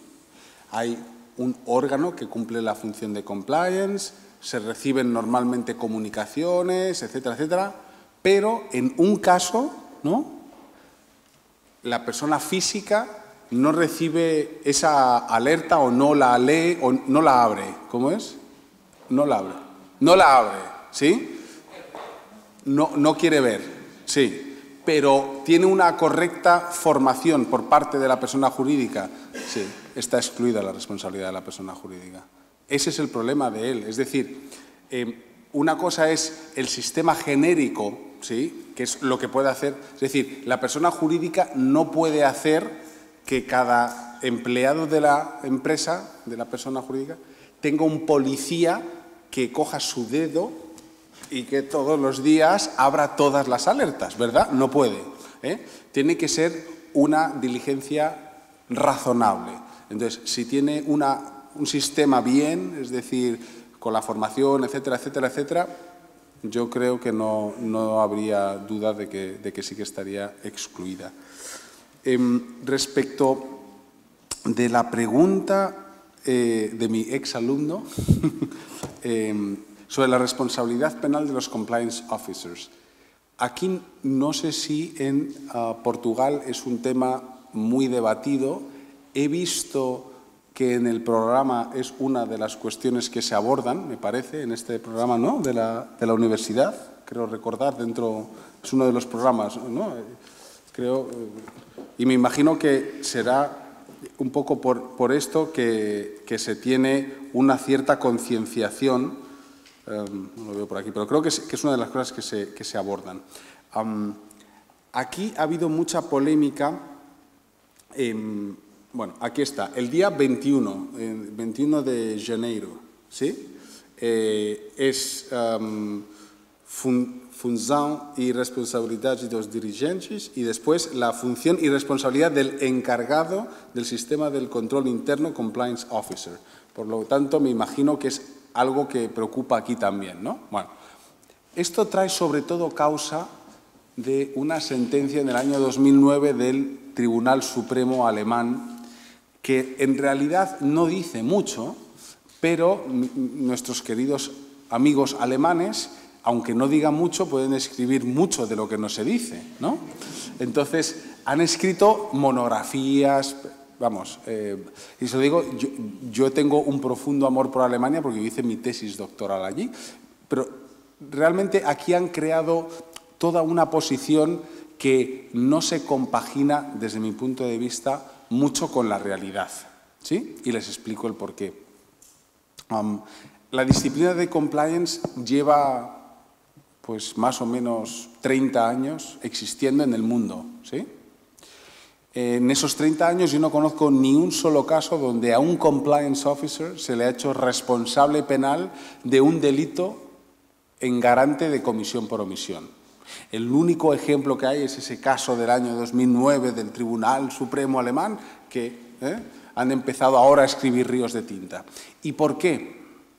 Porque el compliance officer, no sé si conocen bien esta figura los que están aquí presentes, sí, ¿no? Más o menos veo sí y no. Bueno, dentro de un sistema de gestión de compliance tiene que haber una especie de departamento u órgano que se encarga, ¿verdad?, de que funcione el sistema. Igual que tienen ustedes un departamento financiero, ¿verdad?, en una empresa, tienen un departamento de legal, ¿sí?, de jurídico, tienen un departamento de recursos humanos, ¿verdad? Bueno, pues hay un departamento de compliance, ¿no? Entonces, la pregunta es, si el señor que está en ese departamento de compliance va a ser responsable de todos los delitos que cometan los empleados, ¿sí? Ya solamente la formulación a todos los que hay aquí les da un susto, ¿verdad? Oiga, pues ¿cómo le van a hacer al pobre hombre responsable, no? Claro, la figura del garante en comisión por omisión significa que esa posición de garantía, de vigilancia sobre algo, se le ha atribuido a un señor concreto, ¿verdad?, al compliance officer. ¿Cuál es el problema?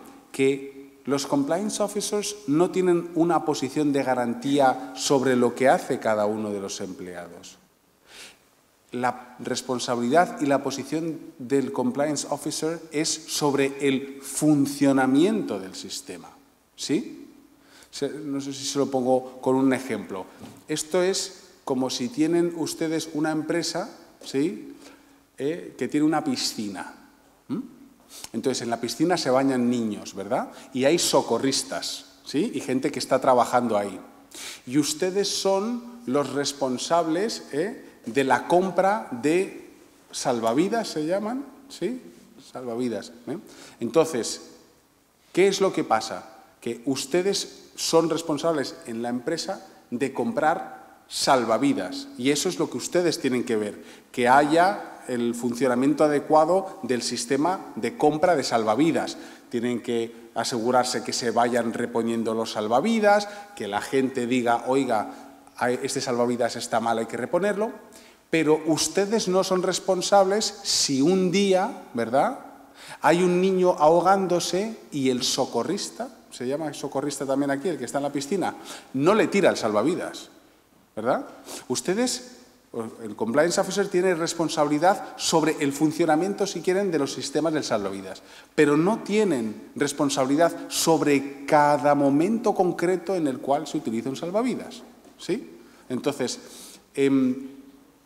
la gran diferencia es, ustedes hacen, la construcción teórica considera que el compliance officer es garante de cada una de las personas, una o dos.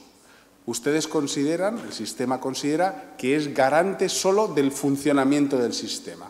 Esas son las dos perspectivas, ¿sí?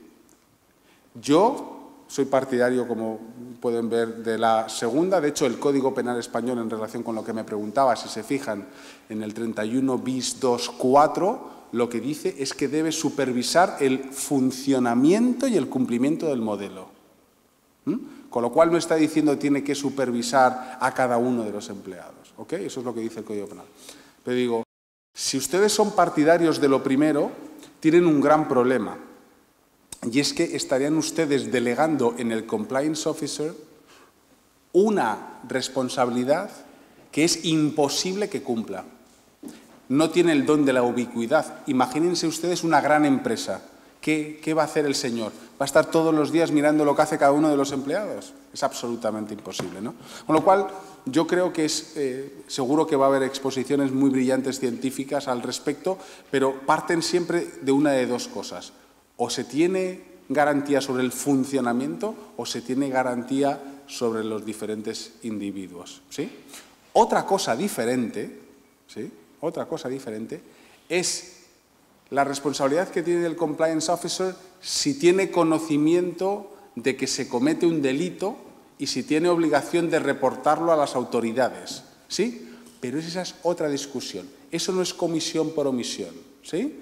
Esos son delitos de infracción del deber de denuncia o no, ¿de acuerdo? Son dos grupos de casos. La siguiente pregunta, empresas de pequeñas dimensiones, ¿no? Uno de los grandes debates que se tiene ahora mismo en el ámbito internacional es cómo se adaptan los sistemas de compliance a empresas pequeñas. Sí, efectivamente, es uno de los debates. La ISO 19600 expresamente no fue un estándar certificable, es decir, que viniera un auditor y decía, tiene usted el checklist, ¿sí?, para permitir que las empresas de pequeñas dimensiones pudieran utilizarlo como guía, ¿sí? Si se hace un estándar certificable, una empresa solamente puede optar a la certificación, puede decir, oiga, cumplo todos los requisitos. Si ven ustedes, la ISO 19600 tiene muchísimos requisitos. Entonces, lo que se optó es decir, no es certificable, sino que es solamente una guía, para que así las empresas puedan adaptarlo a sus dimensiones. ¿Qué es lo que ocurre en países, por ejemplo, como España? En países como España, expresamente se dice que las empresas con pequeñas dimensiones pueden, vamos a poner, aglutinar varias funciones en un mismo órgano, es decir, no hace falta un órgano independiente de compliance, sino que el propio Consejo de Administración, órgano de administración, puede ser el órgano de compliance. Es decir, hay una serie de requisitos que tienen que interpretarse de manera proporcional al tamaño de la empresa. Y efectivamente sí que es una de las problemáticas que se plantea. De todas maneras, yo no sé cómo es aquí la realidad empresarial portuguesa. No sé cuántas pequeñas empresas hay. ¿Alguien tiene los datos? ¿Sí? Bueno, yo les voy a dar datos un poco de España y de Europa, más o menos. Hay un estudio publicado por la Comisión Europea en el año 2013 donde se analizan lo que se llaman las SMEs, Small and Medium Enterprises. ¿Sí? Entonces, no sé si conocen ustedes los criterios de clasificación, pero suele haber microempresas, pequeñas empresas y medianas empresas. Y tiene que ver con si se tiene de 1 a 10 empleados, si se tiene de 10 a 250 o más de 250 empleados, ¿no? Van tranches. Y después tiene también en cuenta el volumen de negocio. Bueno, en España, para que se hagan una idea, hay 1.600.000 empresas, personas jurídicas, que no tienen ningún empleado. ¿Sí? No tienen ningún empleado. Ninguno. Hay 1.300.000 empresas que tienen entre 1 y 10 empleados. ¿Sí? Esas dos constituyen el 99,8% de las empresas. ¿Sí? Es decir, para que se hagan ustedes un poco los números. La pregunta, por eso su pregunta es muy buena, ¿verdad? Porque es, oiga, usted está preguntando por algo que afecta al 90% de las personas jurídicas del tejido empresarial español. Y me imagino que en Portugal los números serán iguales, ¿sí? Porque más o menos alrededor de toda Europa suelen ser así. Entonces, ¿qué es lo que algunos de nosotros, ¿sí?, sostenemos? Algunos de nosotros sostenemos, no tiene sentido hablar de responsabilidad penal de las personas jurídicas para empresas que son micro. Es decir, una empresa que no tiene empleados, no tiene sentido hablar de responsabilidad penal de las personas jurídicas. Incluso le diría, una empresa que tiene 1, 2, 3 empleados, no tiene sentido hablar de la responsabilidad penal de las personas jurídicas. ¿Por qué? Porque al final las personas físicas que están en esas personas jurídicas son lo mismo que la persona jurídica. Me imagino que aquí tendrán empresas donde están mamá, papá y los 2 hijos, ¿sí? Y tienen una frutería, ¿sí?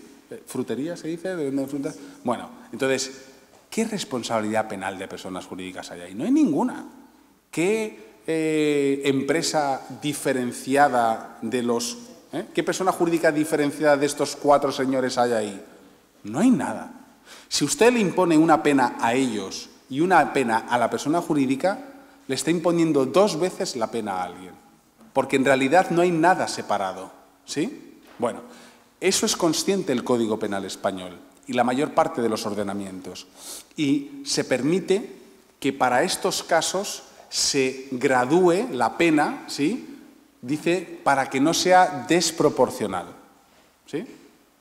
Entonces, yo creo que en ese tipo de situaciones, de microdimensiones, no tiene sentido la responsabilidad penal de las personas jurídicas y no tiene sentido el compliance. Es decir, ¿qué compliance le va a hacer mamá, papá, hijo 1 e hijo 2? ¿Sí? ¿Quién es el órgano de gobierno? Mamá seguro, ¿no? ¿Sí? Claro. ¿Quién es el de compliance? Pues a lo mejor papá, no se sabe, ¿no? No tiene sentido, ¿no? Se necesita una mínima complejidad organizativa para que todo esto tenga sentido, ¿sí? Yo siempre pongo el ejemplo, y esto lo tengo por escrito, estas pequeñas empresas, ¿sí? Las microempresas, son como los niños, ¿sí? Necesitan desarrollarse, ¿verdad?, para poder alcanzar una madurez determinada, ¿sí? ¿A los niños les castigamos en derecho penal? No, ¿verdad? Esperamos a que tengan una determinada madurez, ¿correcto? ¿Sí? Lo mismo hay que hacer con las personas jurídicas, ¿sí? Tienen que alcanzar una determinada complejidad organizativa, si no, no tiene ningún sentido, ¿sí? O sea, castigar a una persona jurídica de la persona esa, ¿no?, de mamá, papá, el niño, es igual que castigar a un niño. No se ha diferenciado, igual que el niño que tiene 6 años no se ha diferenciado de su mamá y está todo el día cogido a la mamá, es decir, es casi lo mismo. Una persona jurídica que no tiene una complejidad interna no se diferencia, no se diferencia. Entonces, respondiendo ya, ha sido muy larga mi explicación, ¿no? Pero no sé si me ha entendido un poco la visión general. La visión es que cuando son microempresas no tiene sentido el compliance.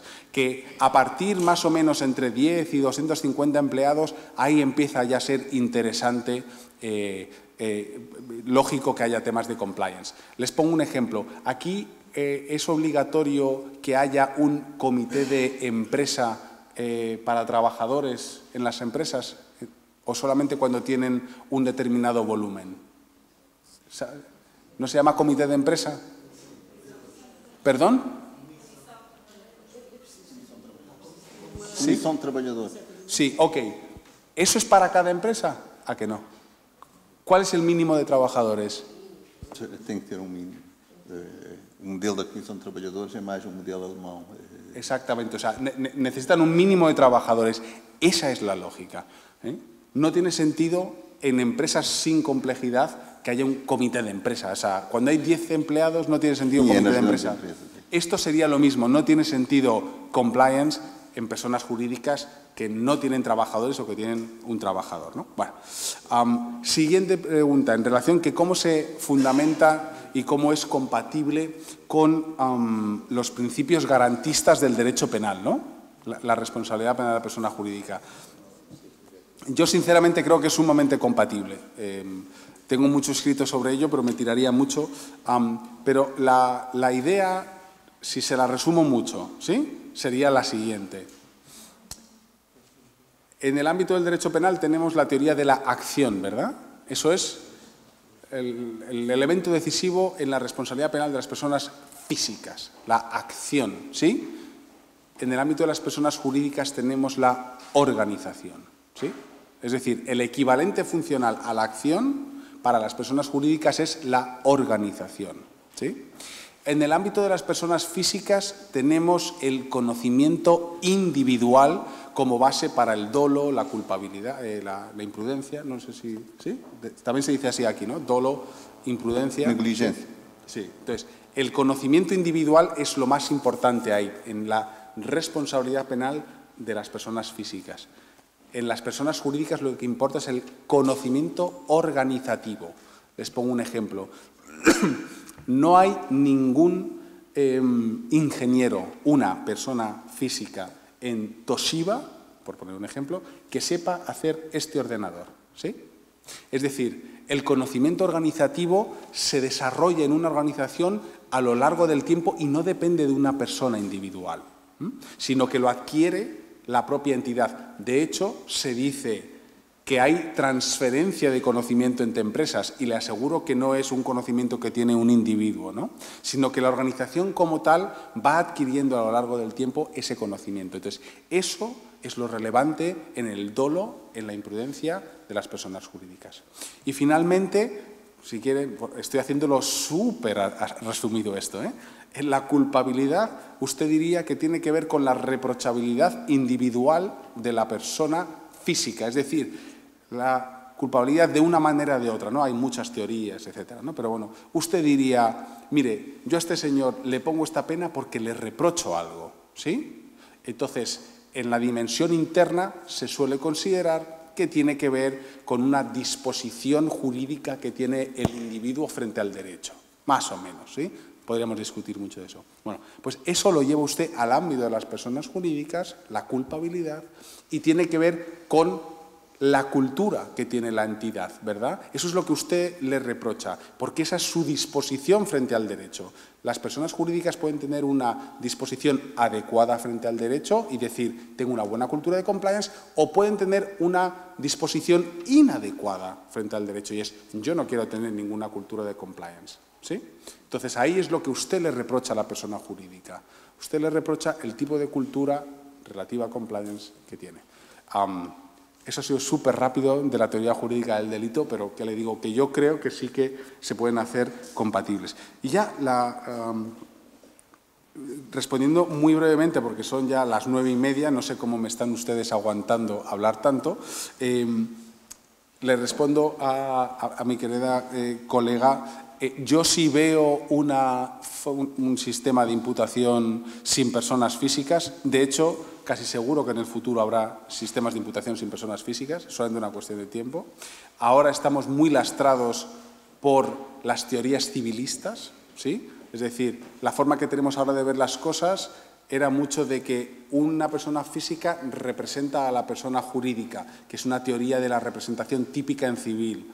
Entonces, en penal hemos empezado con eso y poco a poco nos iremos alejando, ¿sí? De hecho, el modelo suizo tiene muchas dotes de que no tiene nada que ver con identificar a una persona física, ¿no? De hecho, es cuando no se puede identificar a la persona física es cuando entra la persona jurídica. Y después, ¿qué diferencia hay entre la culpabilidad por organización y la culpabilidad que yo defiendo de la cultura empresarial? Hay muchísima. Lo que pasa es que, básicamente, la culpabilidad por defecto de organización, la Organisationsverschulden de Tiedemann, es lo que, bueno, yo y varios que me siguen a mí, tiene que ver con el injusto de la persona jurídica, no tiene que ver con la culpabilidad. Sí, ¿por qué? Porque es una dimensión absolutamente objetiva, ¿sí? De hecho, uno de los grandes problemas que se plantea siempre con la concepción de Tiedemann es que él acudía y decía que en el momento en el que se constatara la comisión de un delito, la persona jurídica respondía automáticamente, ¿sí? Ese es el artículo del año 88 y que parece que nadie se lo ha leído, porque nadie sostendría hoy en día, ¿verdad?, que eso sea así. Hoy todo el mundo diría, oiga, que haya un delito no implica que haya responsabilidad automática de la persona jurídica. Entonces, mi querido compañero Feijóo lo explicó muy bien. Son diferentes modelos, ¿no? El primer modelo es el que les acabo de decir de la teoría de la representación, ¿sí? Hay como una especie de transferencia de la persona física a la persona jurídica, ¿sí? Bueno, después hay un modelo sobre ese que es más garantista y dice que es la culpabilidad por defecto de organización, que dice, bueno, hay un hecho de conexión y después una culpabilidad de la persona jurídica, pero se sigue basando en el hecho de conexión, ¿vale? Y después, tercero, está el modelo que sostenemos alguno, que es decir, mire, más garantista está el defecto de organización como injusto objetivo, ¿sí? Y después, aparte de eso, está la cultura, ¿sí? Entonces, de esta manera alguien puede decir, oiga, hay una persona jurídica que en un momento concreto tiene determinadas normas de organización defectuosas, ¿sí? Pero por el hecho de tener normas de organización defectuosas no significa que responda automáticamente a la persona jurídica. Si tiene una norma de organización que era mala, pero su cultura es la adecuada, no debe responder la persona jurídica, ¿sí? O sea, eso es una gran diferencia del modelo. Y la última pregunta ya se me ha olvidado. Es que las estaba apuntando en una servilleta y creo que no me ha dado para más. Pero me la hace después y le intento responder. ¿Sí? E com isto creio que já acabado. Muito obrigado. Dado o adiantado da hora, vou limitar-me a fazer o encerramento da sessão, uma vez que estão previstas sempre sessões de 2 horas. Queria começar, naturalmente, por cumprimentar a mesa, o Sr. Diretor, o Sr. Presidente do Conselho Científico, a Sra. Professora Fernanda Palma, Presidente do Centro de Investigação em Direito Penal e Ciências Criminais, que é, no fundo, a instituição que promove esta pós-graduação, e o Sr. Professor Carlos Gomes Jara Dias, pela sua apresentação e pela sua disponibilidade para vir à Universidade de Lisboa fazer a abertura deste curso. Faço meus os agradecimentos que a Sra. Professora Fernanda Palma dirigiu às entidades que dão o apoio institucional à realização deste curso de pós-graduação. Sem esses apoios institucionais não teria sido possível, seguramente, a organização do curso. A Sra. Conselheira, a Dra. Joana Marques Vidal, Sra. Procuradora-Geral da República, o nosso obrigado à Procuradoria-Geral da República pelo apoio, ao Sr. Dr. José Brás, em representação da Autoridade da Concorrência, aos Srs. Doutores Paulo Sai Cunha, da Quatro Casas, aqui presente, ilustre penalista, de há muitos anos colaborando connosco em muitas iniciativas, ao Sr. Dr. Mário Marques Mendes, da Gomes Acebo e Pombo, também antigo aluno e assistente desta faculdade, que também é sempre sua, ao Sr. Dr. Rui Patrício, colaborador de tantas iniciativas no direito penal, aqui em representação da Sociedade Moraes Leitão e associados, e à doutora Teresa Serra, colega também de tantas iniciativas no domínio do direito penal e também ex-docente desta casa, que é sempre sua. Uma palavra de agradecimento aos membros da comissão organizadora. A coordenação científica do evento é da Sra. Professora Fernanda Palma, do meu colega Sr. Professor Augusto Silva Dias, que de resto dirige a linha de investigação em que se inscreve esta pós-graduação sobre direito penal, económico e financeiro, e eu próprio, mas a comissão organizadora foi quem teve, no fundo, o encargo de levar por diante a difícil tarefa de montar este curso ao longo de muitos meses. Uma palavra especial ao Dr. Tiago Geraldo e ao Dr. Silva Ramalho, que tiveram um empenho muito direto na organização deste curso, à Sra. Professora Teresa Quintela de Brito, que nunca nega a sua dedicação quando ela é precisa para estas ingentes tarefas académicas, ao Sr. Dr. Professor recente doutorado, Dr. Rui Soares Pereira, que também desde a primeira hora esteve presente na organização deste curso, à doutora Vânia Costa Ramos, ausente no estrangeiro, mas que também foi importante e decisiva na organização do curso, ao doutor André Holzer, sempre um esteio na organização destas iniciativas, ao Dr. José Costa, também sempre presente, ao Dr. João Gouveia de Caires e, finalmente, às doutoras Vanessa Fernandes e Eva Lourenço. Só para terminar, uma justificação para a escolha deste curso. O tema do compliance é seguramente um tema que está na ordem do dia. O tema do law enforcement talvez seja menos conhecido, mas não menos importante. A mais-valia deste curso é precisamente a articulação entre os dois temas, o law enforcement e o compliance. Lembro que a dimensão do law enforcement que está presente no programa da pós-graduação envolve, por um lado, a responsabilidade penal da competência do Ministério Público em termos de investigação criminal, mas, por outro lado, também aquilo que é a responsabilidade contra a ordem nacional em Portugal. E, desse ponto de vista, é uma dimensão que vamos explorar desenvolvidamente.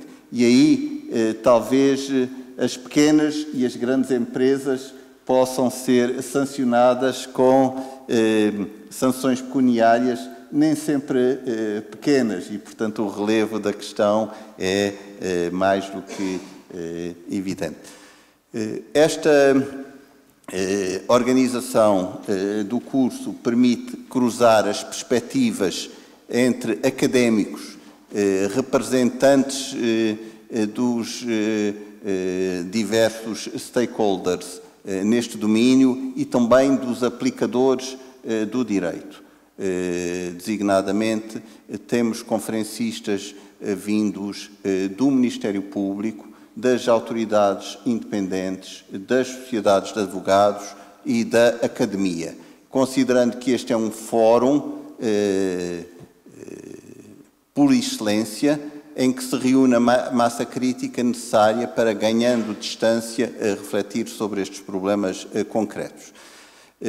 Todos os materiais do curso serão disponibilizados aos alunos através dos e-mails que nos foram facultados e através de uma caixa de um ficheiro de Dropbox que foi criado para o efeito. Na medida do possível, no final do curso, publicaremos uma obra coletiva com as conferências que nos forem até lá disponibilizadas. A bibliografia de partida também será comunicada aos participantes no curso através de um PowerPoint que vos farei chegar. Publicações em língua portuguesa, mas não só. E à medida que o curso for decorrendo, vamos enriquecendo essa bibliografia de partida. Devo dizer que o Instituto de Direito Penal e Ciências Criminais tem no seu acervo de literatura algumas das obras que recomenda aos participantes no curso e disponibilizará a sua consulta aos eventuais interessados. Resta-me dizer a todos muito obrigado por terem comparecido e aos participantes no curso desejar bom trabalho. O trabalho começa agora. Muito boa noite. Obrigado a todos.